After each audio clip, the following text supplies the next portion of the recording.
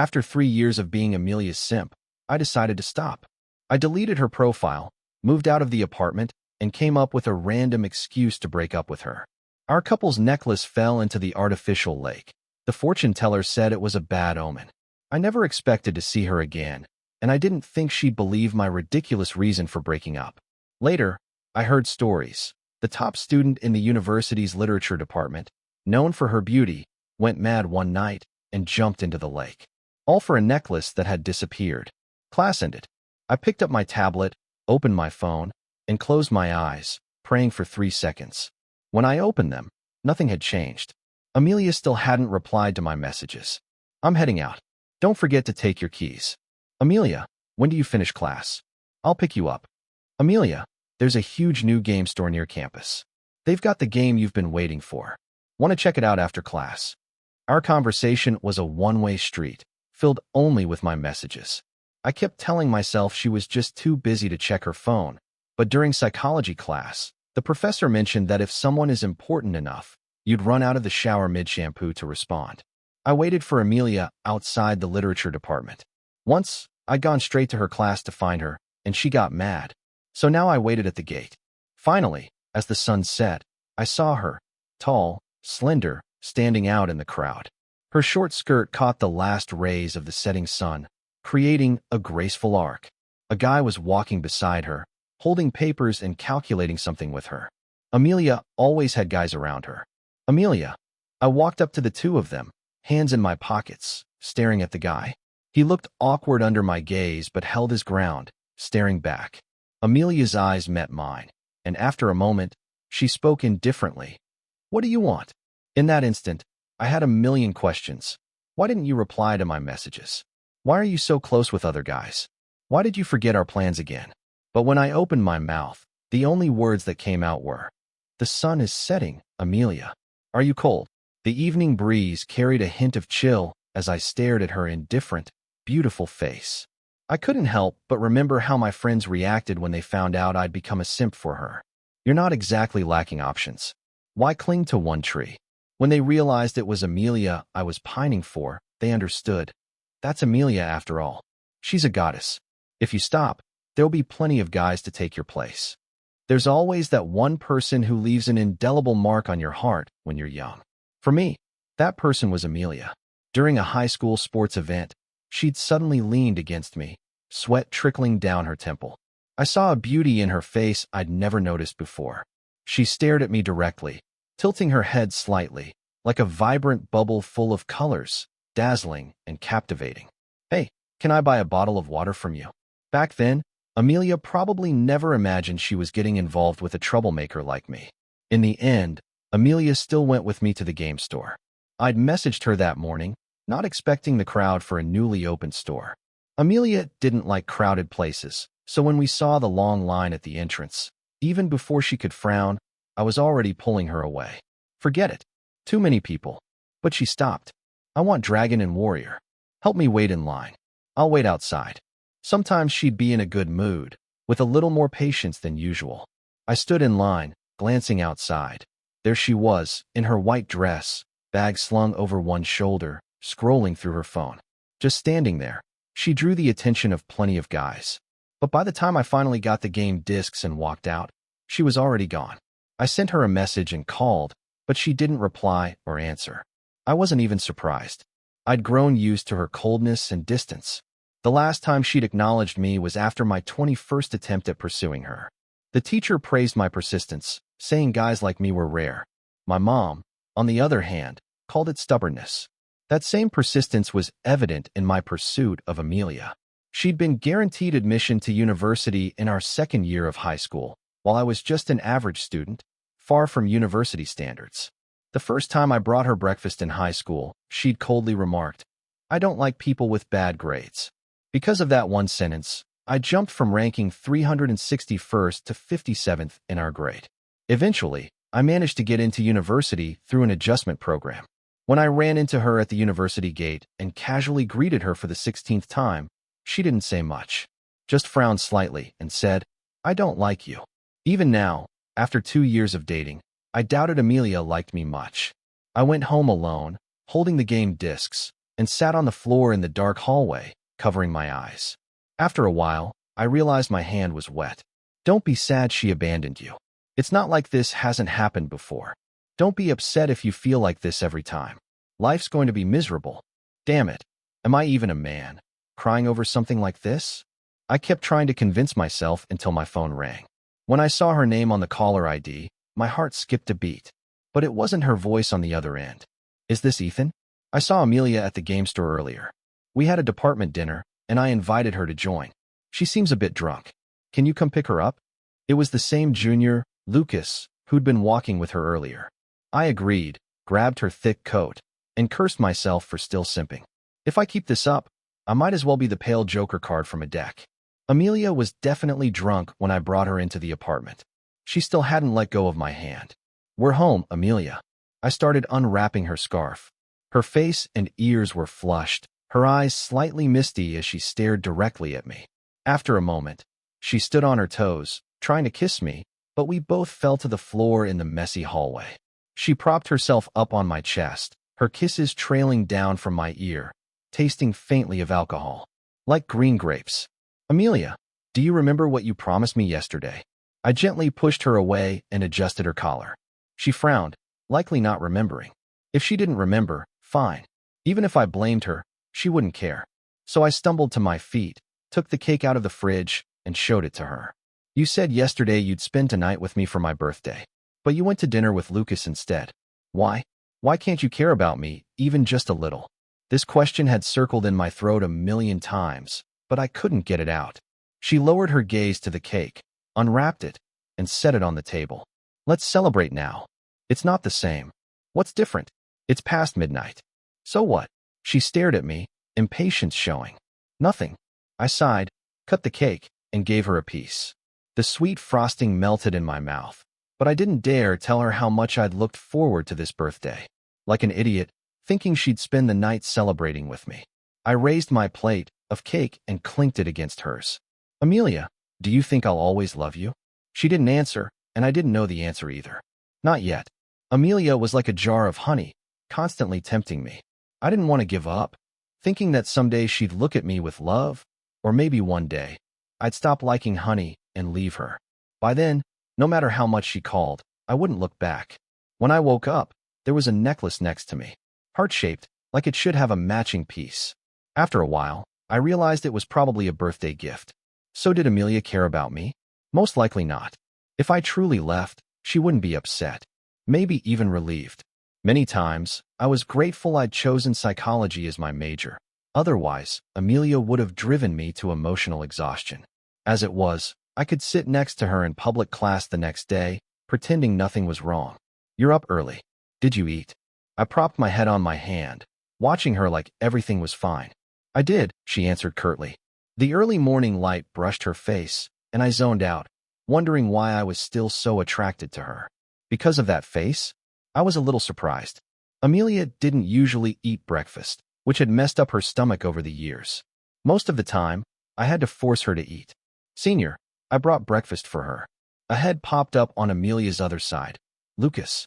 His tone was cheerful, almost boastful, as if flaunting a special connection. But I knew Amelia wouldn't be involved with him. If she liked someone, she'd dump me directly. In Amelia's eyes, the only thing that mattered was that ancient literature collection. I'd never understand why she'd even gotten together with me. Until the 21st time I'd spoken to her. I'd been bothering her occasionally, as usual, never expecting much. What are you doing? Then that afternoon, with 4 minutes and 27 seconds left before class ended, she'd messaged, I like you. God knows the impact those 5 words had. I'd braced for every scenario. A dare, a hacked account, a typo. 5 minutes later, another message. Do you want to be with me? I felt like I'd exploded into fireworks. Later, I found out 2 guys in the department had fought over her, ending up in the hospital, and her advisor had pressured her. Annoyed, she'd pointed to me, saying she had a boyfriend. This public class was an elective open to all grades, so it was a mixed group. After the lesson, the professor assigned a project requiring partners. Naturally, I assumed I'd partner with Amelia. I'm her boyfriend. But Lucas quickly wrote his name beside hers. Sorry, senior. We're both literature majors, and we have a project from our professor. This topic aligns with it, so it's more convenient for us to work together. Maybe you could find someone else." I could hear the smugness in his voice. I looked at Amelia. She didn't react, just stared at me, lips pressed together. It was obvious she agreed. I was at a loss. I'd only signed up for this literature elective because of Amelia. Most students were humanities majors. I, a science student, barely knew anyone. I watched everyone pair up while I was left out, instinctively glancing at Amelia for help. But why would she side with me? She was probably tired of me and had teamed up with Lucas on purpose. I scratched my nose, embarrassed, cursing myself for being so useless. It was such a small thing, yet I felt humiliated. "Look at you, acting like you're important again, senior. Didn't find a partner?" Lucas poured salt in the wound. At that moment, I clenched my fist, ready to snap, until a clear voice came from above. "He does have one." Someone tugged at my sleeve. "Ethan, what a coincidence. You're taking classical literature too." It was Daniela, my classmate and president of the ballet club. Reading dry poetry was exactly the kind of thing a wealthy young lady would do. I'd been saved. I took the list to write her name, but couldn't find a pen. I turned to the person beside me. "Can I borrow a pen?" That's when I noticed my girlfriend, silent the whole time, fixated on Daniela's hand on my sleeve. After a moment, she handed me a pen. For a brief second, I thought she was jealous. Class ended after group assignments. A girl behind me asked if I wanted to grab lunch. I was going to.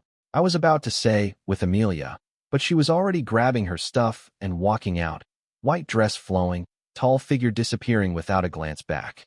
She clearly had no intention of eating with me. "Are you guys in a Cold War?" Daniela barely looked up from her meal in the cafeteria.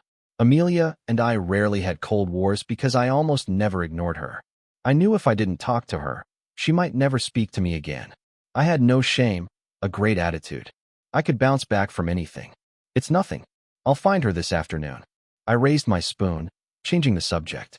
"Did you choose this course because of interest?" "I chose it because of you." Daniela's words nearly made me choke on my soup. She put down her chopsticks. "Serious? Ethan, are you seriously not considering going to the UK to study with Professor Fu? She specifically chose you. It's a great opportunity for grad school." Our criminology professor, Elise Fu, had always valued me. She'd invited me to study with her in the UK multiple times. On one hand, it was a top opportunity. On the other, leaving meant seeing Amelia less. Ironically, that was the hurdle. I sighed, stirring my food. "I'm a psychology major, but my love life is a mess." Daniela exaggerated a sigh. "What does it matter?" A few years ago, a professor in our department developed depression from student stress. I went to Amelia's classroom that afternoon and messaged her. The Eastern European upheaval and the USSR's collapse in 1991 marked the end of the Cold War. She replied with a question mark. I stared at it, willing her to say more, but nothing. When I opened the classroom door, there she was with Lucas. "Victor." I remembered his name now. Victor frowned and blocked my way. "What are you doing here?" Unrelated people shouldn't enter the classical literature reading room. "I'm here to find my girlfriend, Amelia." I didn't expect her to respond. She usually ignored me calling her name. But this time, Amelia took off her gloves, walked over, and stood by my side. "Let's go." I was stunned. Even Victor looked surprised. "Senior, what about the report?" "The day is over. If you want to work overtime, do it yourself." Amelia had always been calm and indifferent, raised in comfort. I followed her out, heart rippling despite myself. It was rare for Amelia and me to spend an entire evening together. She was usually busy with borrowed literature, sometimes coming home for my cooking, sometimes not. But today, she took me grocery shopping. I already knew her preferences. As I picked potatoes, I noticed her leaning against the cart, watching me. Her beauty striking, serene under the pale lights. Later, at home, the room was dark. I was about to put groceries down when she grabbed my neck and kissed me. We ended up on the hallway floor again. Maybe we should clean the shoes there, but at least I raised my hand to protect her head. This was like any couple's intimacy, but I was far more intense. She usually didn't respond much, but in moments like this, she did. Moonlight lit her face. I realized she was looking down at me, but I couldn't read her eyes or understand how she saw me. I just felt that as long as I kept her close, she was mine. Bitterness and embarrassment be damned. Afterward, I was too tired to cook, so Amelia made dinner. It was rare, and honestly, it tasted good. You should cook from now on, I nodded.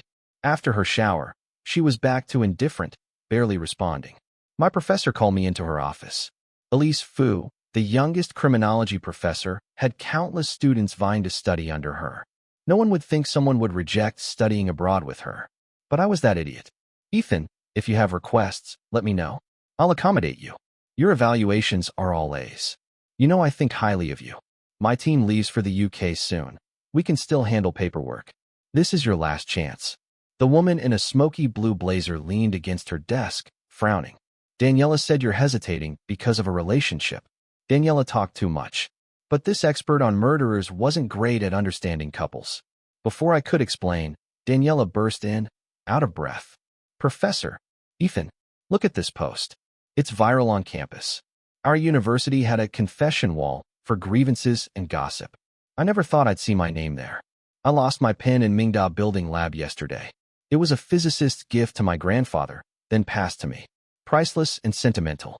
Security cameras were down, but entrance logs show only my senior and a psychology major, Ethan, were present. Ethan, if you see this, return my pen. The post had my student ID photo. With thousands of daily views, the story spread fast. I know Ethan. He's smart, but stealing? Really? Maybe he's just a clown simping for that literature goddess. Can't we wait for evidence before judging? Blame him. If he didn't do it, there'd be no rumors. I was furious. I'd never seen the pen. The post was from Victor, and I wondered if he genuinely thought I stole it or just wanted to smear me. My advisor called next. Ethan, come to the office now. I took a breath. All right, professor. But first, I need to do something.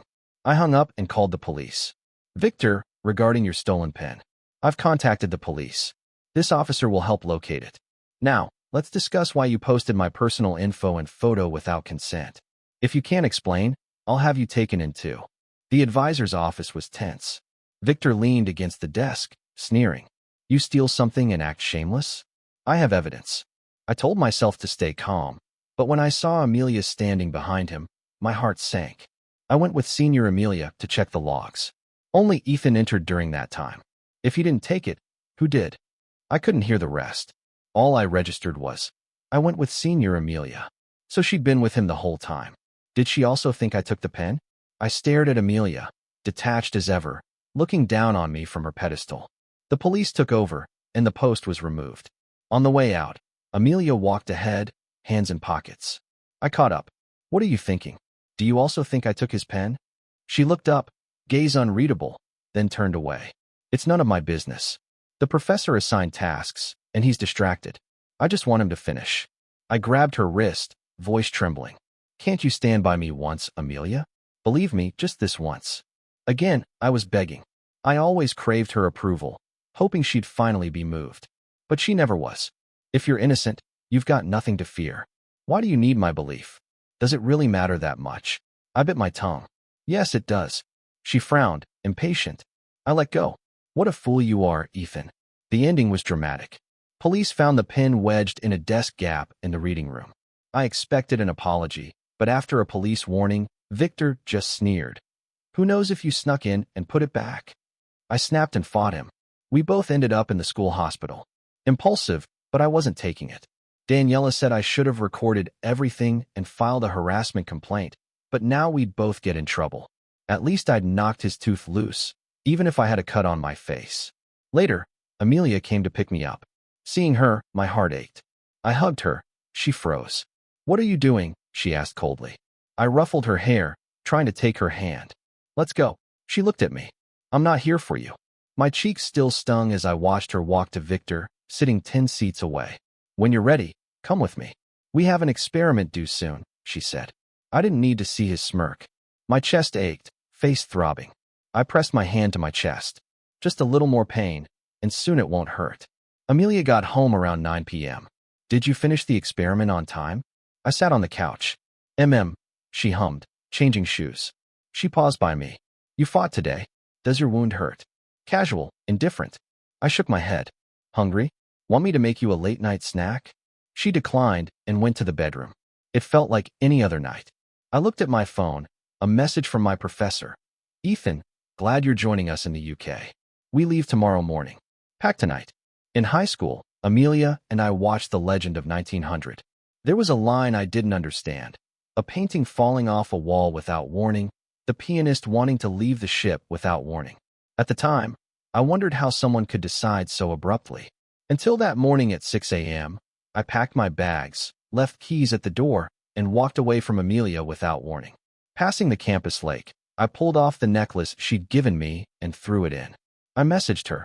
Our necklace fell into the lake. The fortune teller said it's a bad omen. Let's break up, Amelia. German winters were freezing. I stood by the window, watching snow settle on pines. Daniela handed me coffee. How's it going? I asked. Not good. It's an international academic conference, and now a murder. Gruesome. No wonder they called us.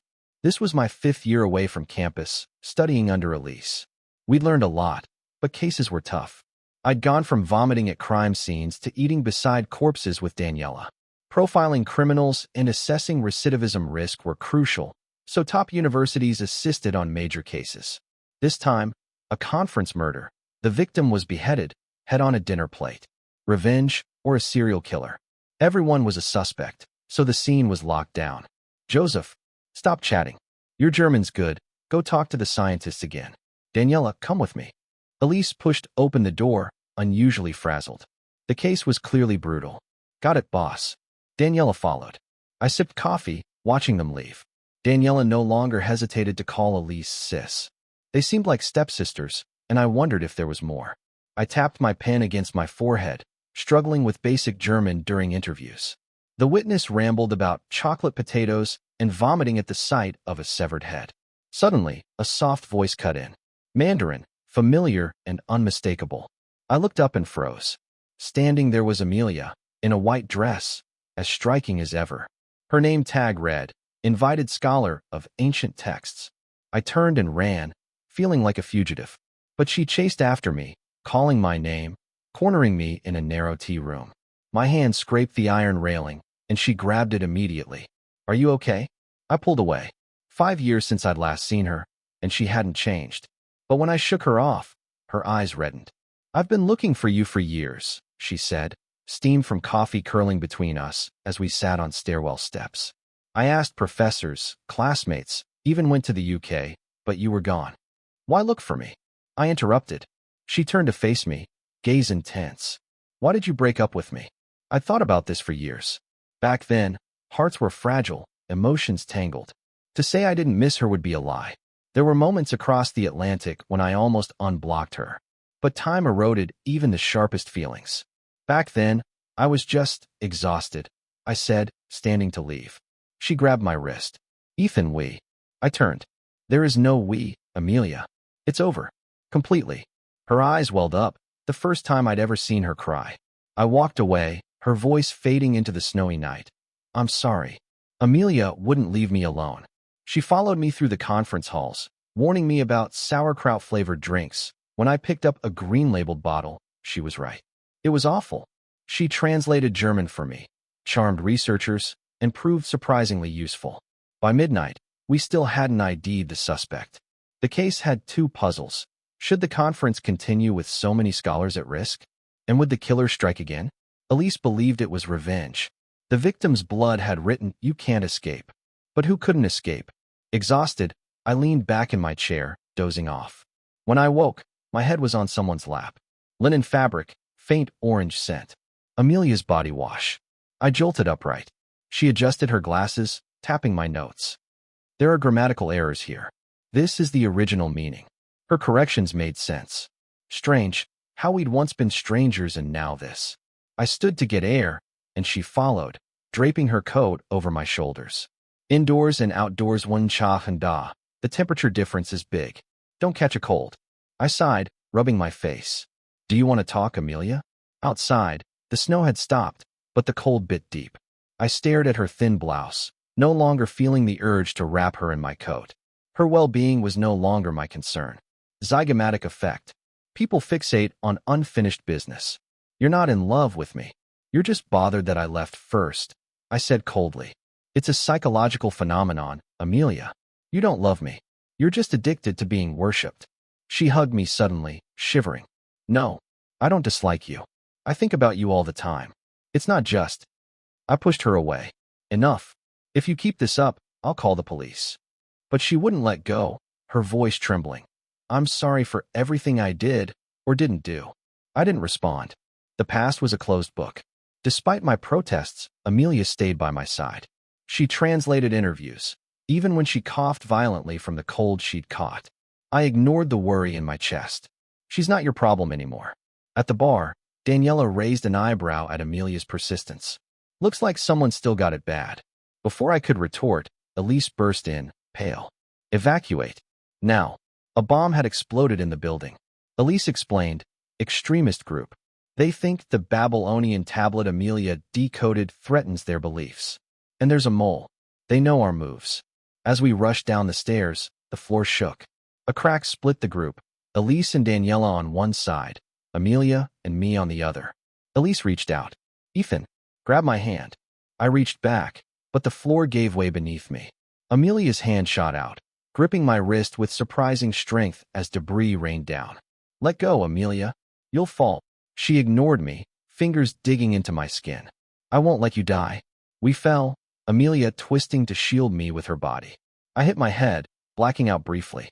When I came to, we were in pitch darkness, surrounded by rubble. Amelia was silent, but I could hear her shallow breaths. My hands felt warm, sticky. Blood. Amelia? Talk to me. I'm okay, she gasped. Just a few broken ribs. I tore my shirt to staunch the bleeding, but it wouldn't stop. In the dark, her hand found mine, intertwining our fingers. The day you left. I waited for weeks. I thought you'd come back, she whispered. I changed my number 12 times, hoping you'd call. I even went to the UK, but you were just gone. I swallowed, throat tight. I had to leave, Amelia. I couldn't keep living like that. She squeezed my hand. I know. I was awful to you. But I didn't know how to show I cared. Sirens wailed in the distance. I yelled for help, but Amelia's grip weakened. Stay with me, Ethan. Please. Amelia survived, but the collapse had damaged her eyes. The doctor said her blindness might be temporary, but recovery was uncertain. In her hospital room, I avoided her bandaged face, focusing on the beeping monitors. Thank you for saving me, I said stiffly. But you don't have to do this. I'll pay your bills, hire a nurse.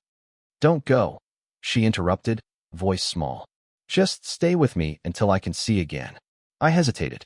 She'd risked her life for me. The least I could do was stay. Fine, but only until you recover. Amelia was surprisingly compliant, taking meds, eating whatever I fed her, even though I knew the eye drops stung. The nurse whispered that she only cried when I left the room. One night, I stepped out to get coffee and ran into her doctor. Are you her husband? She needs emotional stability, the doctor said. Her stress is delaying healing. I shook my head. We're not together. Back in the room, Amelia turned toward me, bandages still on. I heard, I'll be better soon. I promise. I sighed. Just focus on getting better, Amelia. She nodded, silent. I hated how much she reminded me of the girl I'd once loved. Pride shattered, vulnerable. Elise needed me back on the case, so I reluctantly left Amelia's side. The team was stretched thin, and Victor's vlogs had become a distraction. Wait, Victor? To my horror, Elise had accepted him as a student. Connections, she'd said, sipping tea. You handle him. Now, I faced his thesis. Filled with errors, just like an undergrad. When I rejected it, he posted a viral video. My evil senior is bullying me again. He framed me for theft in college and now sabotages my studies. The internet exploded. Hate messages flooded my inbox. My address was leaked, and protesters gathered at the university. My car tires were slashed. Someone threw rocks at my window. Daniela drove me home one night, shaking her head. This is messed up. Why don't you fight back? I stared at the streetlights. What's the point? No one cares about the truth. Amelia found out about the harassment. I came home to find her confronting a group of protesters, voice steady. Leave him alone. He didn't do what you think. They jeered, but she didn't flinch. When I pulled her inside, her hands were trembling. Why did you do that? I asked. Because it's true, she said simply. And because I owe you. I didn't have the energy to argue. That night, she left a plate of dumplings at my door. The same ones from our favorite spot back home. I threw them away, but the scent lingered. Victor's lies escalated until Amelia published a detailed response online. She attached evidence from the pen incident, testimonials from professors, even her own academic credentials as collateral. Ethan is not the person Victor describes. I vouch for his character, she wrote. The tide turned. Elise publicly disowned Victor, and professionals we'd worked with came to my defense. But Victor, cornered, vanished. Rumors said he'd jumped into the English Channel. Amelia's eyes healed slowly. The day her bandages came off, she smiled at me for the first time in years. I can see you, Ethan. I nodded, already packing my things. Good. I'm glad. I moved to a new apartment across the city, but fate had other plans.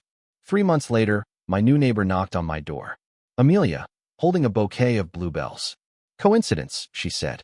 The university invited me to teach. I stared at the flowers, then tossed them in the trash. Great. Stay out of my life. But she kept showing up, leaving coffee on my doorstep, patching up my slashed tires, even leaving handwritten notes in my mailbox. You left your umbrella at the lab. Your favorite bookstore is having a sale. I ignored her, but one rainy night, I found her shivering on my doorstep, a bag of warm dumplings in her hands. Go home, Amelia, I said, but my voice lacked bite. She looked up, eyes red from the cold. I just want you to be okay. Months passed. Amelia's visits became a silent routine. I never acknowledged her, but I stopped throwing away her gifts. One morning, I found a heart-shaped necklace at my door. The same one I'd thrown into the lake, polished and repaired. That night, I knocked on her door. She opened it, surprised, wearing the matching necklace. Where did you get this? I asked. She smiled softly. I dove into the lake that night you left. Spent weeks searching for it. I stared at the necklace, then at her. The past rushed back. High school sports days, game store lines, her cold indifference, and sudden warmth. Amelia, She placed a finger to my lips. You don't have to say anything. I just needed you to know it wasn't a bad omen. It was always meant to be found. Quite a coincidence, isn't it? Your university invited me to give a lecture. She stood at my apartment door, holding out a bouquet of bluebells. I didn't realize the apartment I rented was so close to yours. I took the flowers and tossed them straight into the trash can beside me. I brushed past her, got into my car, and drove to work. For the next few days, this became our routine. When I left for work, she was there. When I came home, she was there.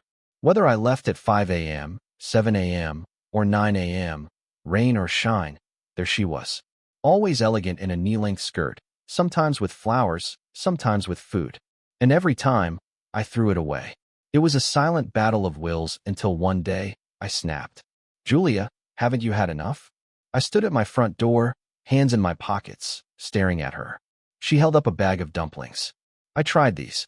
They're authentic. You've been working on case files all day without eating. Remember to have a meal. I took a deep breath. There's a whole row of restaurants 700 meters down this street.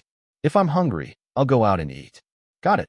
She froze, holding the dumplings awkwardly, unsure whether to raise or lower her hand. I knew where she'd bought them. A famous shop far from here, requiring at least an hour in line. But so what? Even if she cared, I didn't want to go back. I unlocked the door and slammed it shut. Oh, and by the way, you're really annoying right now. I planned to ask the landlord for a new place, but after that day, Julia stopped approaching me. Sometimes there were still flowers at my door or medicine on the stairs when I coughed, but I never saw her. I guess she finally realized how much of a nuisance she was. Julia's field and mine were worlds apart, so we rarely crossed paths on campus. That suited me fine. Less stress avoiding her. Still, I'd hear her name in passing. Did you see Julia's latest paper? It's groundbreaking. She turned down a tenured position at Heidelberg. Crazy, right? Geniuses like her naturally drew attention, even their quirks labeled mysterious allure. This year, Elise surprisingly took on a new student. She'd never been one to collect disciples, so I wondered who the prodigy was. Connections, she said, sipping tea. Someone pulled strings. You handle it. Translation, this mess is yours. Don't come crying to me. Fine. Needed the promotion to associate professor anyway. But when I saw the name on the roster, my stomach dropped. Victor. First Julia, now Victor. Felt like past mistakes had come to haunt me. Switching from classical literature to psychology? Hard not to think he'd bombed out of his original field. Turns out, Victor was now a minor internet celebrity. Back home, he'd built a following with his intellectual cutie persona. Good looks, literary background, vlogs about overcoming academic struggles. His big move to psychology? Following my passion for understanding human behavior, he'd cooed to his thousands of followers. I accidentally became his evil senior in one of his videos. The setup? His English was barely IELTS 6.5. His thesis was a grammatical disaster. I relayed Elise's rejection. Cue his midnight meltdown video. Tears streaming, voice quivering. He accused me of bullying, rehashing the pen incident, claiming I'd stolen it out of envy, then planted it back to frame him. The video went viral. International student harassment. Academic tyranny. My inbox flooded with death threats. My address leaked. Protesters camped outside my building. One night, I found my car tires slashed. Daniela drove me home. "Don't check your phone," she said. "This is insane." As we passed my building, I saw a familiar figure under the streetlight. Julia. She took a step forward, then froze, watching me go inside. Later, from my window, I saw her still there, swaying in the wind like a lone pine. The next day, Julia got into a physical altercation with a student. It started when the student couldn't answer a question in her seminar. Julia spotted an email draft on their screen. Vile insults aimed at me. She slapped the student, landing both in the campus clinic. By the time I arrived, Julia was sitting silently and four in her arm. "Does the truth matter?" I asked, staring at the fluorescent lights. "It does," she said. I laughed bitterly. "Not to Victor. Not to the internet. And it shouldn't matter to me. No one cares about your pain unless you bleed on command. They're attacking a character with my name. Explaining I'm innocent? Who listens? They're too busy swiping to care. I once profiled a girl driven to suicide by cyberbullying. Even in death, they called her a liar. That's the world now. Anonymous knives, no accountability. I didn't know why I ranted at her like that. Maybe because she was Julia. Then she said, softly but firmly, "It matters to me." And suddenly, we were back in that moment 4 years ago. Me begging her to believe me, her asking why it mattered. This was her answer. I never expected Julia, who barely used social media, to post a 3,000-word expose. She detailed the pen incident, timestamps proving I couldn't have planted the pen, emails showing she'd defended me to the dean at the time, even screenshots of the confession wall admin admitting he'd taken down Victor's post under her request. She spoke only as a former classmate, never mentioning our relationship. At the end, she staked her academic reputation. I vouch for Ethan's character. Elise followed with a scathing statement disowning Victor. Colleagues I'd worked with for years publicly supported me. Even the mother of the cyber-bullied girl chimed in. Words kill. Use them wisely. The tide turned. Victor was doused in his own poison, exposed for faking credentials, plagiarizing vlog scripts, even photoshopping fan letters. In his final video, he tearfully apologized, then vanished. Rumors said he'd jumped into the English Channel. No one knew if he'd survived. Life went on as usual. I heard Julia's visiting fellowship was ending. A cause for celebration, really. I was tempted to scribble "Go back to Germany" on my forehead, but then she cornered me after a lecture. "I've decided to stay at your university as a research scholar," she said. I squinted at her, forcing a smile that didn't reach my eyes. "Oh, that's too bad. My advisor's been invited back to our home country, so I'll probably go with her." She froze, searching my face for a hint of joke. It was New Year's Eve. Streets glowed with fairy lights, and distant fireworks rumbled like distant thunder. As we stopped at my front door, a burst of color exploded in the sky. Crimson, gold, indigo. She hadn't touched me since I'd snapped at her weeks ago. Now, she nodded at my hand, gesturing for me to hold it out. A small necklace dangled from her fingers, heart-shaped, familiar, polished to a shine. The same one I'd thrown into the campus lake. The necklace wasn't lost, she said, voice steady despite the tremble in her wrist. I dove for it every weekend until I found it. Fireworks reflected in her eyes as I took the pendant. Somewhere, a clock struck midnight. "Happy New Year, Julia." She exhaled, breath misting in the cold, and whispered, "Happy New Year," as a final burst of light painted her cheeks pink. For the first time in years, the weight in my chest felt lighter. Maybe some endings were just beginnings in disguise.